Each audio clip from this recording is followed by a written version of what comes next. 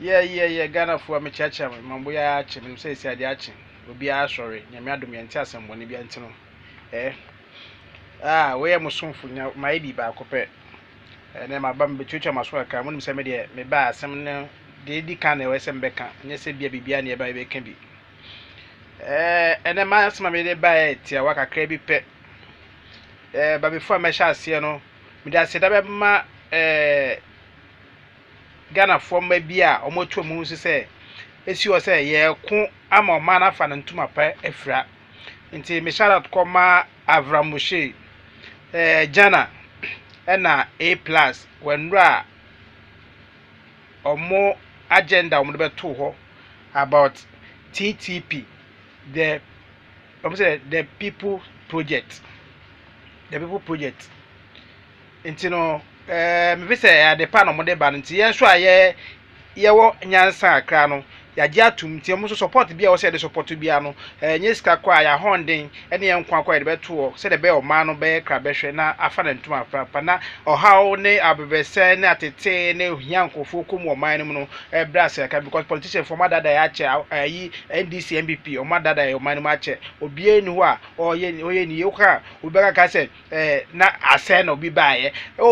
no so be enti na tuma o se be no enti anka se be ka se yenim sa ase na ese babe enti se oba no na sa wontumi nya en kan say obi ba na say dada yawa na say dada yenim say say di otumi kun na de gina proma no waja say ana be ko beje ne dia obeje no akon no ana be mansin sum no aham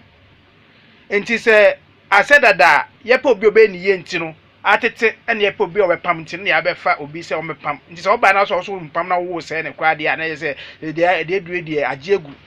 enti no adwe a pemfo de abagena avramoshe ni eprade abano me encourage the youth ni say yen get on board to fight this our corrupt leaders omumma ye huntoy omanum Ghana nya maya wosan ka Ghana baba ye bre Ghana nya maya wosan Ghana maya tu kwa ko this Asia countries ko bebe awde no mo omuni hwe say ye man penfo tu kwan ko kro num na se mukọ Dubai ho omukọ UK wonum ko husa de efa abronti enye mo fe abronti o enye mo fe ye hwe sesi ezongo youth for no ye ba to abai ye be yisu omo vigilantes different ya to abawie ye nipa sen na wo hu nipa na se DC a wo kuma nipa sen wo hu no peso so ana wo de we ni hu wo ko no office kwa ma ko ma ko bi eso ya beto akaka me beto abai ye be formu sabi ye na ejimi bozongo for sabi ejimi fo mu ye yisumu e de yankwasa djuma wi ana agya mo asio na kom de mo sesi ano mo ma ni nda ho management is not about NDC MPP, it's about we and our generation to come. Ye ma ye be wo mo mbeba why I say nti eje o mani si wo yi a ebe ye enjoy kwa ebe ye chima be enjoy why I say sisa sana ebe o say ye hwe nyama no because NDC MPP o mo jimi ya che o mo fure o mo pregame na re wa hwe akufado a hye wa sign contract so be kono paper so contract ye hu de ekoso na re wa na mo say port ya tete nyama so say percentage so buso mo ko importers na exporters no aboso kan fo buso mo say ya tete nyama so say de kana na enam mo ko fishing habo ko yinam buso mo say ya tete so ana won na mo so ero mo da beda na mo da beto paper so wo ka obi say politics menya politics so menya ndisi menya mipini me Ghana mani maba say e man mu to mo ma me hu beto no me ha me hu bebre me nua mo hu beto mo madam fo hu beto mo why say na say wadam fo kwa fira wa na usie umfa ko because ebi ni hu e de ntia Ghana yo bibia awe mem hwe say ya ye tu kwan aka no say o tu kwan na o hia boni na busa so finance of Ghana na obe de wa because me Ghana is a well blessed country anya me hira aso de ne hu oman and the borders nya ye weak o obi fato ko bebrem so Cote d'Ivoire rem Nigeria fo obebre di bone wo mukrom se bi e di bone kase ye pe mu achi mukrom enam obi customs ni bi police ni bi immigration bi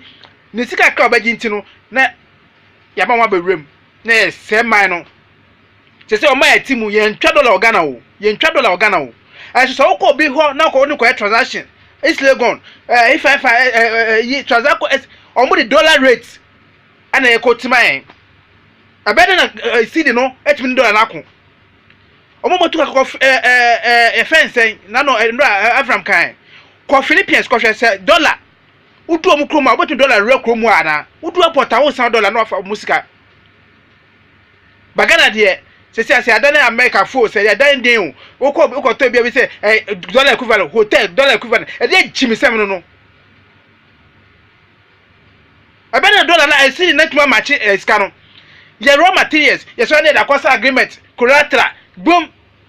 ye hu fa so bia ba so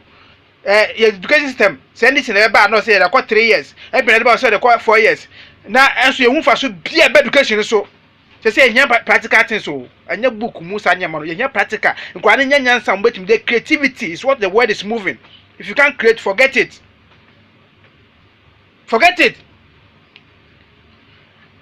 Gana nkwa na minister say asa creative regions ecosystem no Gana nkwa na ministers bebre ya be wia be Jesus gracia obi be ko adwuma adwuma 30 years 25 years or call retirement 100 million kro nya obi be adwuma say gracia na atam na boom nya sakro no so dey must stop papa di soldier 30 years o ko fie say na do ko ko be say papa say na do ko bosum say na koje bon say be edu ngara nya bro so about politics ebiem say wo ji hu dis asema ye ka no ofu aso a ya say TTP CSF common sense family Jana say transformation any ye dey ko enya about MPP enya about NDC any ye say do mo kan nra no say kwa don kokwa na beto ma na anya na agreement mo ma na ye ya e be sign cause sabi we no go sit down make the cheaters every day so na bibim kan no mo dey buy eno na ekoso ene no eno na ekoso amamam empemfo na mo ba na education system my son and omo ma he na ekosa go public school no we ba was my education uniform atare we ba was my NDC my 4 years we say my NDC omo ma say na ekosa schools no public schools no Ghana ho omo dudu say na so mo yaye omo hospital wo Ghana ho oh I say I relax and then tokwa o de eba be ye ntokwa challenge eba be put to the pay for the leaders of Ghana say omano e be edu no say ho to omanum e de ni wo Ghana ho e de ni manum Sudan president we di ho corruption ti eno ya so mo ti say nkokọ edugu kai kire e de no process yes wo mbu ni ya de wo say de ye no no ba Ghana obetimi diska na scot free NDC MPP wa echi say oh wo mi sky be beje photo say be but wo obi ati wo mu sem biem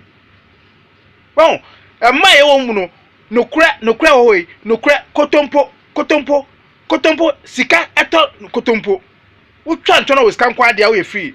nti obi abone na so wo sika o free mi hia ni miniska nti mkodi bone a ya nchimi ntum bon no me nti ye man penfo na say no youth ye ni abro. It's not about politics again. Sabi youth for be na say my who Jimmy for na be fam a na makokwa ma wono mo wiam dem makokwa gbechin sabi that nonsense must stop. Me ni abire na make asa no. Luka na make chem no. Mo ma enjoy this TTP no. Ye nya fa ho jim. Ye be call demonstration. They tell them this is what we want. If the change must come. Say the Kwame Nkrumah change must come. O man no say change back. Saba na citizen no yenye documentation but who the difference between a citizen and foreigners in the country uko Asia countries now foreigner bia no who tax who ID card you utua so it contributes a contributing nation and no bia ba kono nam Ghana bahat Nigeria for sabi bi nam konkon and mo kwa ampo no omo dubious things for man for bia because police ni sabi koye adwuma wakoje bribe ahya no nchi no o yeka so nkoche no and that's all for and Jimmy said baby asafo Jimmy for bebre asafo ne be sabi e bi Jimmy for no mo de nyansa kwa bu abi mu na omo chankom bone na the problem be ba manum and no it's Rwanda president ogu aso de bubu so de mo so ekro na enye ye Rwanda he ya war si kro and it's one of the best city Rwanda is one of the best city e okro omo president ba bubu aso de mo so atrofo so de enti eba ne nkoso enti nyame nim se Ghana ho ana ye so yokwata so dem nti te she dem na ebom pa enti nyame ontie nya enti ana de bia osofo se betwa oye se be yese no te kem no namfo na okofi obi ko okofi ska dofo ka kone oni bi na osofo agi ne sika na okofi ade jimsem no enti se nya bia ba yese nyame som no enye sa o nyame no ho yan som no but e mo be use intelligent fam bi tie se betwa oye na sa na ho ato de o mane du no ɛna baabi a obi esu sɛ bi akofo ado so oyɛ bi yehu so oyɛ bi de but sɛ ɔman mu scam man kromafo ne kotoku ma de oyɛ nya zero yehu hwe because scan na bɛbɛ botom no ɛna de bɛhwɛ ba yɛyere yɛ mamu yɛ busuafo why say sakura ko school na mama man ska obɛ okonyo obi de obɛfa nti yɛsɛm pemfo no akofo ado agreement ne foreigners no wasan akyɛ adoso yehu so fa one do so one factor o kan kwa no yehu hwe de na ehu na ma ko jiji nkofo companies all the name they beto us achievement and that me see me politics so it's not about achievement, it's about what we see. Obi ndai me kaje me say support say dey kaje that thing percent na 50 70% say there and I say obi mo yi mo kaje me say me boa mo ndai me say me boa say no kra say it's on paper but adwuma adan o ma bone ba ne aye god wo ko wo tima ho ye nya oil kwa kan ho e dey biem nti esem de dey ba no all the youth no so officer wo man na so man officer wo so ho chiwa let's get on board then join them, let's try and let them yen